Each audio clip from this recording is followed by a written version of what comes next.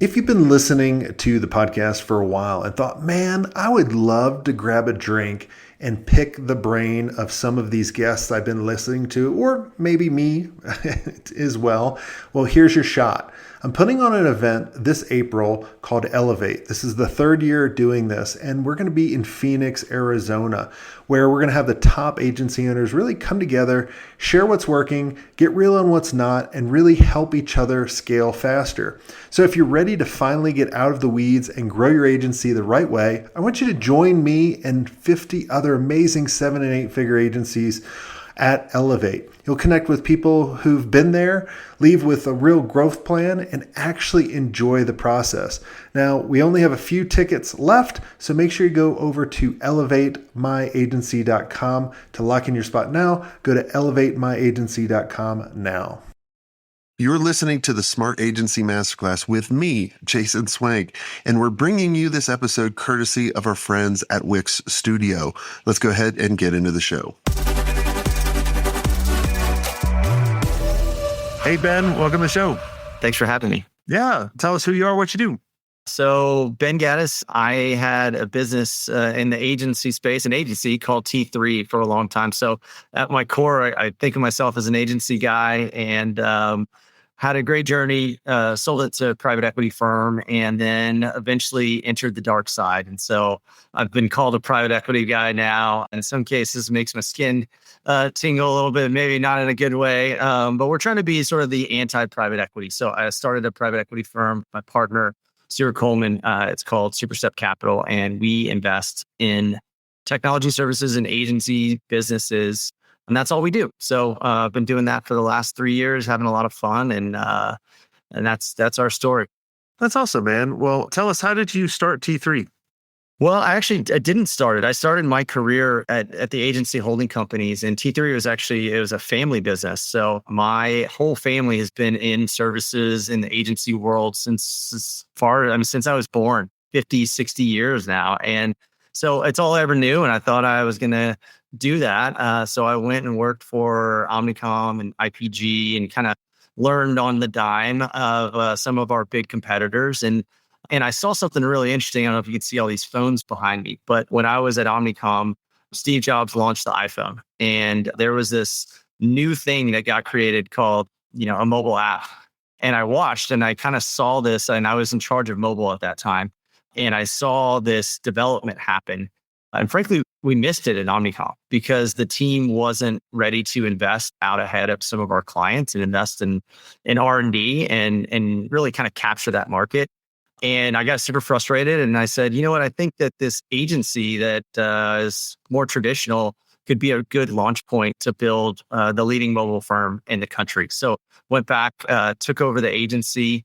It was kind of a small business there and started investing in that. We became Coke's mobile agency. We won UPS. We won JP Morgan Chase, and I scaled the business and got it to about 50 of revenue, 50 million. And it was a hell of a ride. A lot of fun, learned a lot. And that was kind of the journey. How many people did you have at 50 million?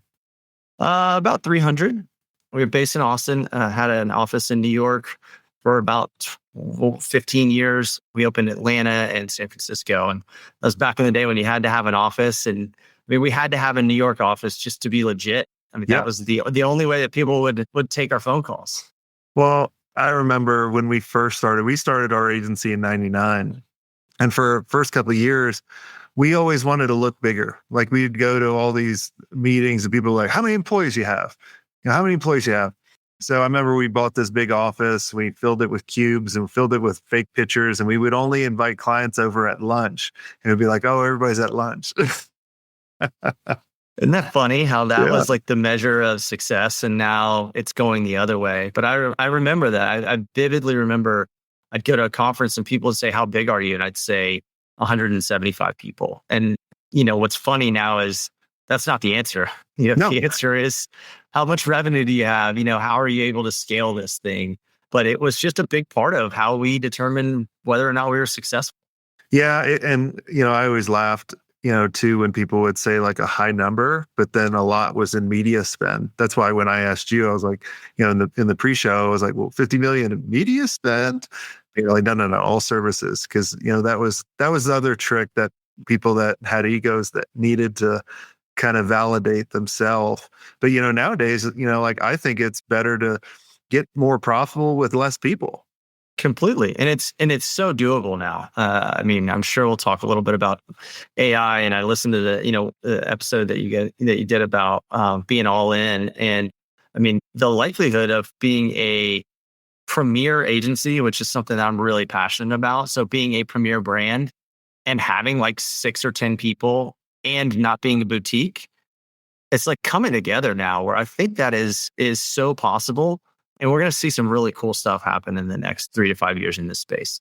So when you went to T3 and you really went all in on mobile, I remember that time very vividly. Where was the agency then? And what were some of the steps? Because, I always tell people kind of history repeats itself. I was just speaking at a conference in Denver a couple of days ago, and I was saying selling AI is like selling websites back in 2000, right? People are aware of them, but they really didn't know kind of the capability that they needed them. So what did you do? Yeah.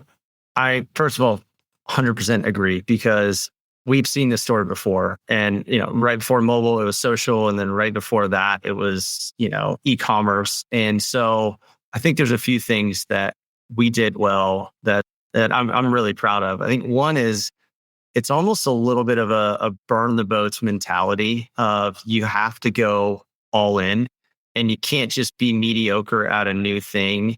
And you also can't expect your clients to fund your path to being the leader. So you have to invest. And I mentioned earlier, that's what frustrated me the most when I was at Omnicom is we just kept going. They said, go to your clients and tell them to give us a $500,000 project to build a mobile app. And so I'd go do it. And I say, great.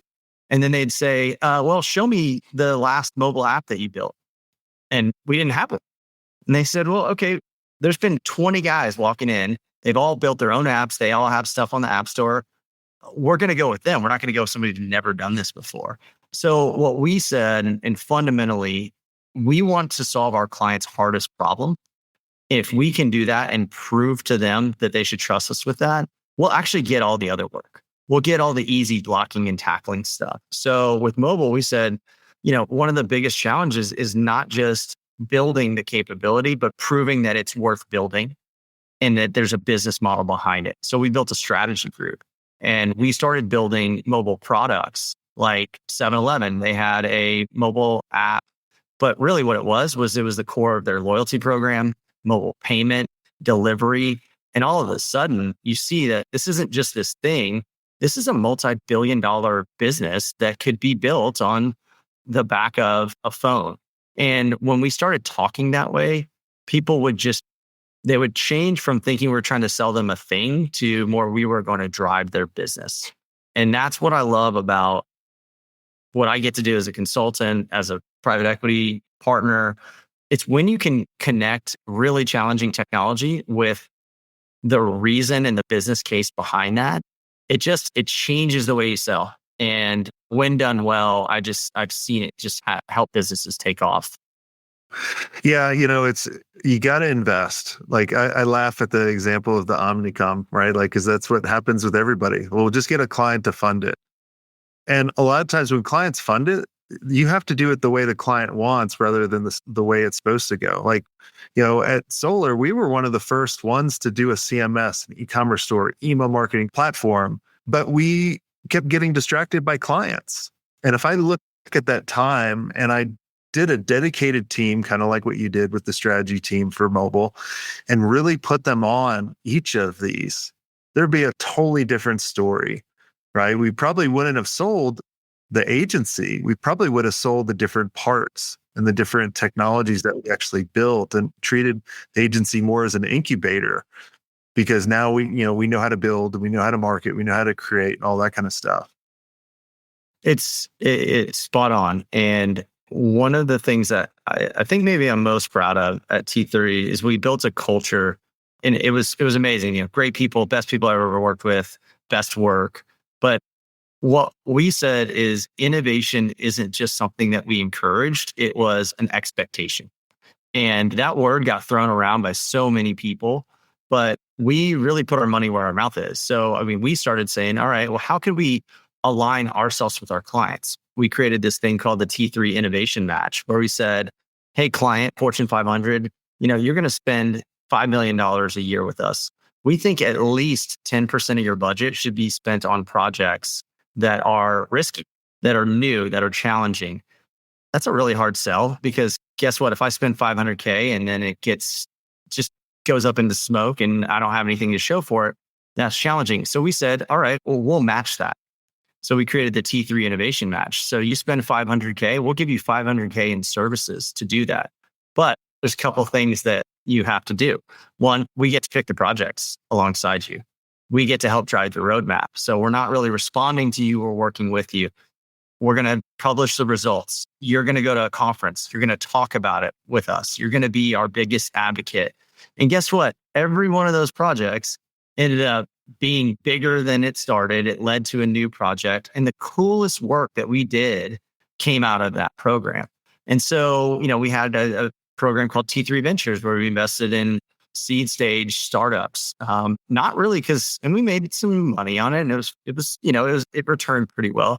But it was really about surrounding our team with people who were doing the newest, coolest stuff, and that we could take that to our clients and show them that. It went so much further when we were doing versus saying.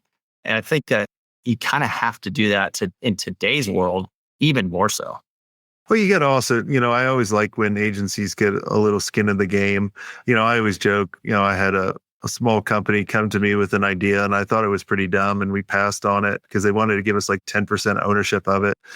And then I hide the damn little elf every year up until my kids are elf on the shelf. So that was big mistake or lesson. Well, it's about to come out at my house. So I know what you're talking about. I have a 19 and 15-year-old. So it came out a long time ago. So I feel a little bit better about it.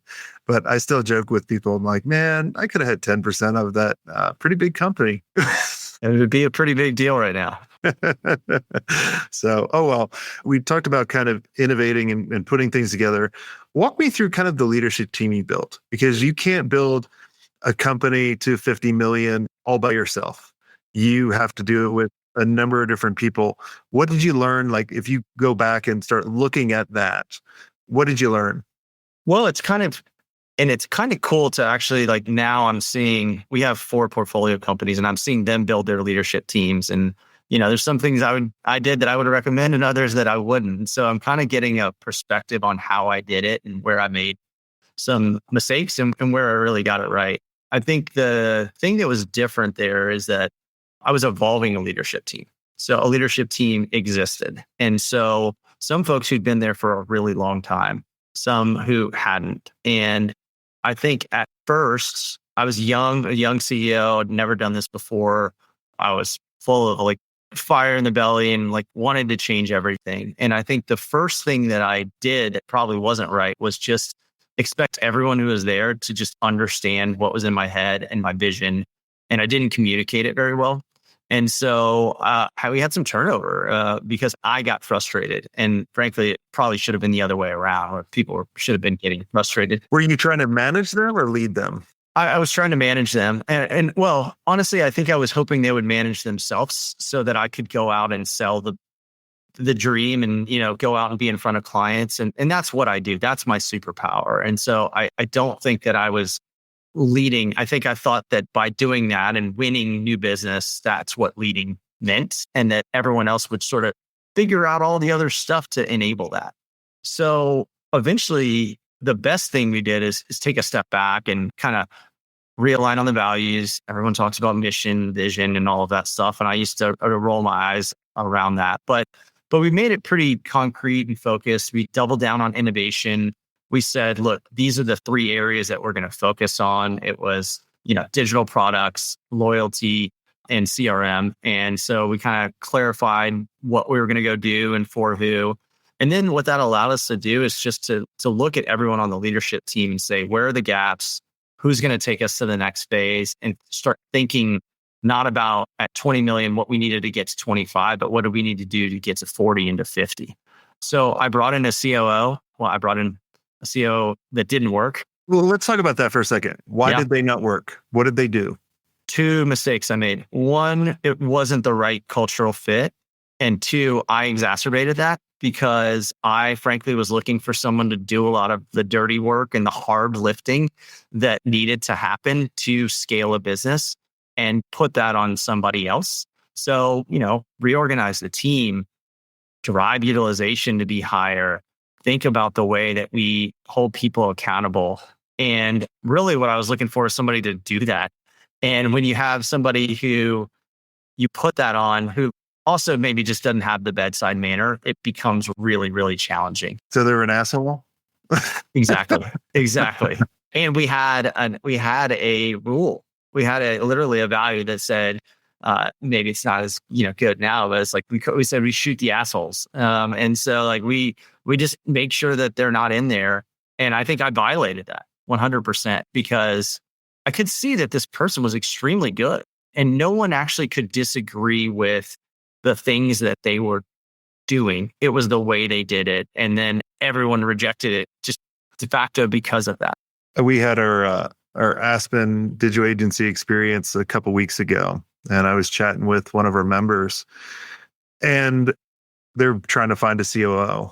And I basically told them, I said, the difference between a bad CEO and a good CEO is this. A bad CEO will come in, look at all the systems you have and add more and create more work for you as the owner or the CEO. A good CEO will come in, look at the systems. How can I reduce it and take a lot of pain from you so you have more time to do CEO shit? That's exactly right. We talked about, at the end, I had my own value, which is if I pay you a lot of money and you make my life harder, then I'm just going to stop paying. Oh, that's miserable. That kind of fixes the problem.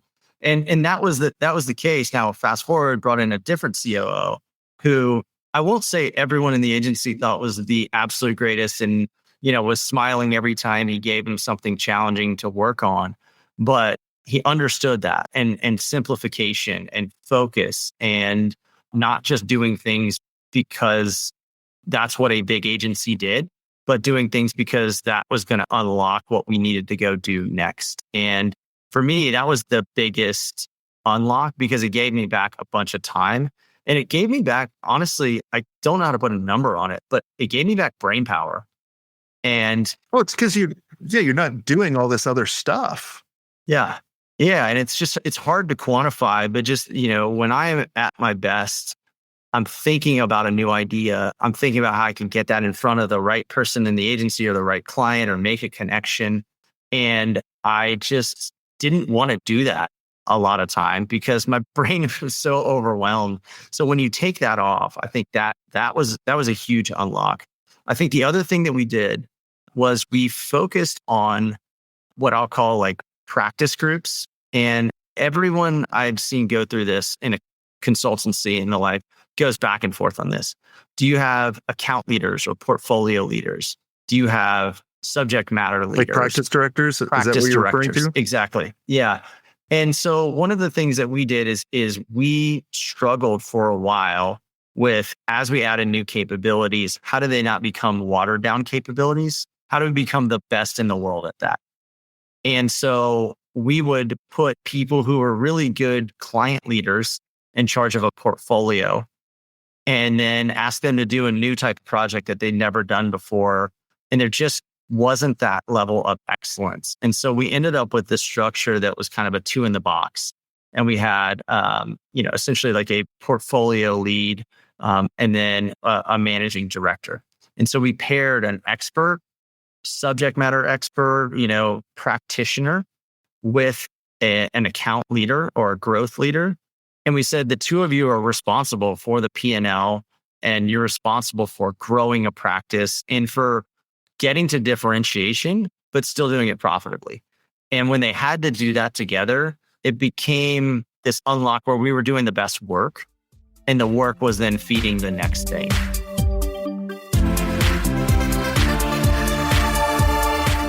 Look, your agency adapts for every client, right? Your builder should do the same. That's why Wix Studio is built for the way you actually create. AI-powered site mapping lets you get straight down to the design. Whether you shape things in Figma or start in Studio, your vision's coming to life quicker with no-code animations and built-in responsiveness. And for client growth that actually scale, you've got extendable business solutions and a dynamic CMS. Scale your agency at wixstudio.com.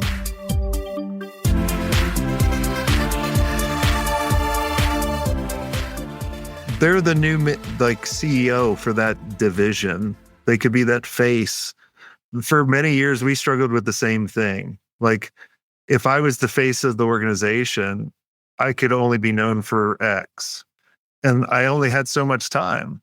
But when we put practice directors, well, now they can go out, talk about email marketing. They can go out, talk about mobile design or AI or whatever it is. And as the technologies get, we used to have a practice director for digital, right? That would be like obscene, like everything's digital, right? Yeah. You get broader, you have more directors. So yeah. Yeah, we saw it. We created a restaurant practice kind of on accident because we won the 7-Eleven mobile app, and we started doing all this work, and it's not really a restaurant, but they serve food, and we just had other companies calling us saying we wanted to do similar things. And then we won Pizza Hut, and all of a sudden we have these amazing clients in this space, convenience and food. What if we actually stopped putting random people on the next one and got some flywheel momentum going around it? And we went from 2 to 30 restaurant clients very quickly. We built some IP, we built some repeatability to the point where I knew if we walked into a room with that team, we were going to win. Like it wasn't really a question. It was kind of got to, can they afford us, or do we want this business? And that was really fun. So that was a meaningful shift there. And then I'd say the last area that we really focused on was delivery. And we struggled a lot with, as you're doing the newest thing, how do you maintain quality when it's maybe never been done before? And a lot of it came down to, we weren't great at setting expectations and aligning with the client up front around the impact that they had if they couldn't bring what they said they were going to bring to the table: team, technology, access, those sorts of things. And so when we aligned on that, we removed a lot of that drag on the organization. Quality went up. And yeah, and the thing I never really, that I just never got to, was scaling out a sales team that was able to operate at like $100 million level. That was after our exit. And that's kind of where we were going next. We changed how we sold and how the broader team sold, but we never really got to like the $300 million BDR, SDR outbound engine that sort of fed itself. Yeah. Yeah. We have a mastermind member, Travis, where they've traditionally come from sales, and they've built a huge sales machine. They'll do 30 million this year. And it's all off building a sales team that hunts and kills and does an amazing job. And he always says, he's like, man, sales fixes everything, because you got money, you just throw it at it. We're like, all right, let's put this person in place. Because a lot of people, including myself, a long time ago, I would throttle back, right? As an owner, and you're selling. What are you selling? You're selling your values, yourself. So if you don't have confidence in your team to deliver, well, you're going to be like throttle back. You lose all that momentum, and then it's hard to get going again. It is. And at least I see that.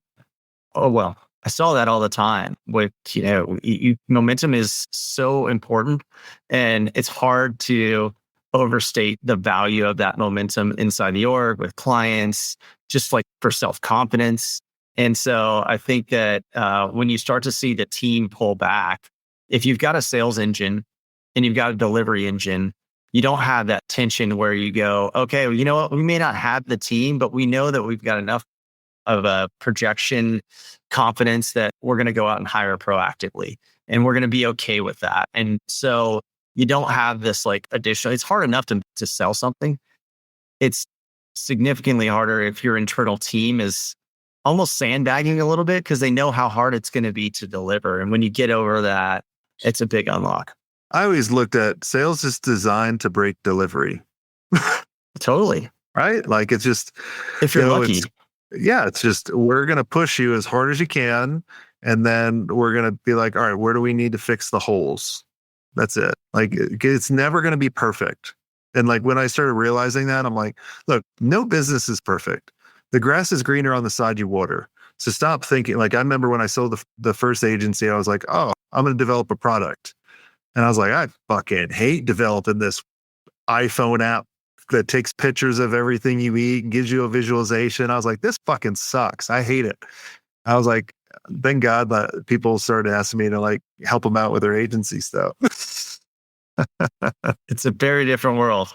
I mean, that's something we could talk about at some point. We see so many agencies try to build a product, and it's just such a different business, different mindset. I'm an agency guy through and through. What are the common things that you're seeing when you're talking to all these businesses? Like as of right now, are they growing? Is profitable? What challenges are they having specifically with, the changing markets and AI and all the competition? We probably talk to 200 plus companies in the space a year and have been for the last 3 years. And I think this year is pretty markedly different than what we've seen in the past. So couple of things. One, just a lack of decision making on client side that has made it really challenging for these companies to make long-term decisions and to keep that momentum because they're not losing. Almost everybody I talk to is less worried about their loss rate than they are about their no decision rate or their pipeline link, deal link. And so we're just seeing that there's a lot of uncertainty there on buyers, especially if you're in retail, something affected by tariffs.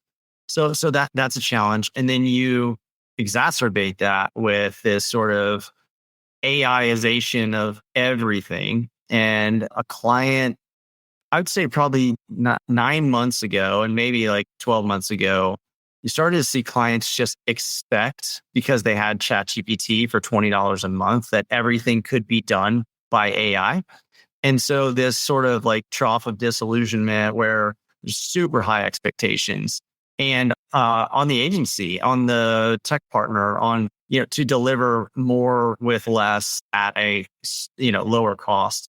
And then we've seen that kind of wear off a little bit because I think some clients have been burnt by what actually can and can't be done. So there was a pause there where it's really hard for agencies to sell larger high value projects. That's maybe shaking up a little bit. But then there's just what is the model? So on the other side of AI, like you should and must be faster. You should and must be more efficient. You should and must be better and be able to scale and do all of these things. And so put all those things together. I think there's a few firms who are able to look at the market. They know what they do very well. They know who they do it for very well. And they can look at those trends and say, this is our role in this new reality. And this is how we're going to attack it. Most of them, though, I think are just a little bit deer in the headlights. And they're getting hit from all of these different sides. They don't necessarily know how to prioritize.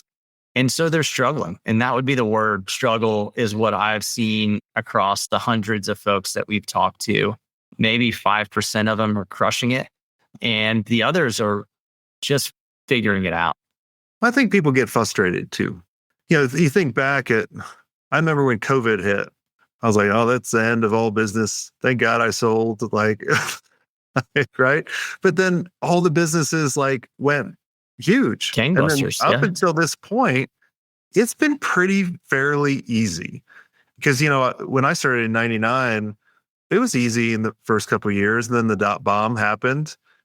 And because I was small, I was able to get a lot of runway, a lot of momentum, because a lot of the bigger guys, like you were saying, Omnicom, they were like, oh, we don't do this mobile app stuff. I was like, fuck it, man, we're going all in. We're going to do mobile apps. We're going to do a lot of custom dev. We're doing, all these different things. And we were able to get a lot of market share. And I feel like it's the same thing now, but people, they're doing too much and they can't really kind of think clearly almost, right? Kind of like before you hired the COO that worked. Absolutely. I think it's a bit of a brain fog. It's you got punched 3 times from 3 different directions, but that is more easily to overcome if you actually have a strategy and you know where you're differentiated. So the other thing that I would say is AI does not provide differentiation. Everyone has the same tools for the most part. They don't have the same data though. Yeah, well, and how you apply AI is the differentiation. It comes down to do you know a vertical better than someone else? Do you know a use case better than someone else? And so what's happening now is a lot of these companies, when things were good, they could get away with there's just a lot of work. And I didn't have to go out and hunt and kill something. The work kind of came, almost by itself, or it just wasn't as hard. So now when you don't have that differentiation, the market's getting disrupted both economically and from a technology standpoint. It really exacerbates that lack of differentiation. And so I think companies are going to AI as the thing that is going to differentiate them, but it's the wrong thing. It might just make what you did a little bit faster and a little bit more efficient, but that's not necessarily what people are looking for. They're looking for a specific use case, a specific problem to try to solve. And I'm seeing that across the board. Yeah. How I use it, I think the big differentiator is, like you said, how you use it. But the thing that makes us all unique is our data. And what data do you have? Right. So we've been doing this business agency mastery for 11 years. And when people buy from us, we ask them in a form, why did you buy? What's your biggest challenge? A number of different things. So we have millions of data points to understand our audience in their own words. Now, for a person to go through that individually and to look for the gaps, that's what I always do, is look for the gaps rather than the common things. Like, it would take people forever. And I think that's really where, I tell our membership and agencies listening to this, start using that, because AI is not going to replace you. People that use AI better than you will. And it's ever changing. Like, you have to, I was on a podcast not too while ago. I was like, look, what got you here is not going to get you to the next part. It's not. And I'm actually seeing more people do a better job than companies. And so what I'm seeing is that roles are being redefined by people who kind of have that mindset. Because you should give yourself more credit. It's not just the data and that a bunch of people filled out forms. It's that you knew to ask them that question, that you've been in this space, that you have an innate understanding of the challenges because you're curious and you talk to people about those challenges over and over. So you can use AI to point you in the right direction, but then you have your gut and your experience to wrap around that. I think what's interesting is you take that same thing and then you say, all right, I'm put in a role. I'm a mid-level person. I talked to a woman the other day who's an account manager. And one of the challenges that she faces is, if she wants to go in and present something new to one of her clients, typically has to go engage a strategist or a technologist. You got to get on their calendar. You got to have some work or some revenue to go with it to get that person. Then you got to go present it. The client might have a million questions. And what she's found is that she is best at identifying the challenge that the client has. And she's built these workflows using AI that augment a strategist and that allow her to take a vertical expertise that she didn't have, be amazing at it. And so now she's walking into clients with new ideas that are strategic, they're vetted because she knows that they're going to resonate. But the thing that she's doing is amazing is then she's gaming out what are the objections that the client is going to have and a whole series of responses to that. She's in essence playing like 3 to 4 roles, but she's doing it consistently. And this client is like, where the hell did this woman come from? She's amazing. She knows our business. She's constantly bringing me new ideas. I want to buy things from her just because I love that attitude and that mindset. And that is like the mentality right now that I think is differentiating. Yeah, those custom GPTs, man. I love them. Some pretty cool stuff. There is. Well, Ben, thanks so much for coming on the show. We'll have to have you back on. We'll talk about valuations and selling agency and all that. But For everyone listening, if you enjoyed this episode, make sure you share it out. And we have an event coming up in April called ElevateMyAgency.com. It's going to be 50 to 60 agency owners, all that are amazing, that want to scale, grow, stop doing the stuff they don't like. So make sure you go to ElevateMyAgency.com now. And until next time, have a swank day.